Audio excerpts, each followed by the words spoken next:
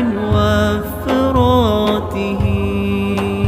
الله يا رسول الله. بسم الله الرحمن الرحیم، الحمد للہ رب العالمین، والصلاة والسلام علی سید الانبیاء و خاتم المرسلین۔ محترم و معزز سامعین کرام، قرآن پاک ایک عظیم دولت ہے اور بہت بڑی عظمت والی کتاب ہے۔ امام شافعی رحمۃ اللہ علیہ کے دور اقدس میں ایک شخص کی اولاد نہیں تھی، بہت عرصے بعد اولاد ہوئی تو انتہا خوشی میں جو ہے اس نے یہ کہا کہ میں اپنی بیٹی کو، چونکہ اس کی بیٹی پیدا ہوئی تھی، اس نے کہا کہ میں اپنی بیٹی کو 2 جہاں کی دولت دوں گا۔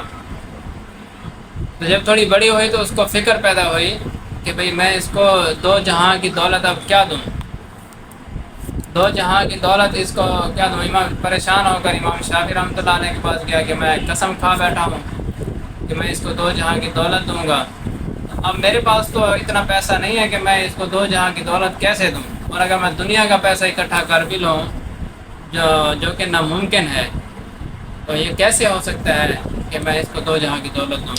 امام شافعی رحمۃ اللہ علیہ نے فرمایا کہ اس کا بہت آسان حل ہے۔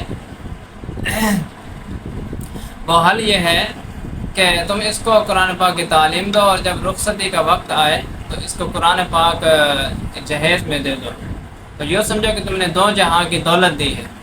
تو دیکھو قرآن پاک وہ کتاب ہے جو 2 جہاں کی سردار کتاب اور 2 جہاں کی دولت ہے، یعنی دنیا اور آخرت دونوں جہانوں کی دولت ہے۔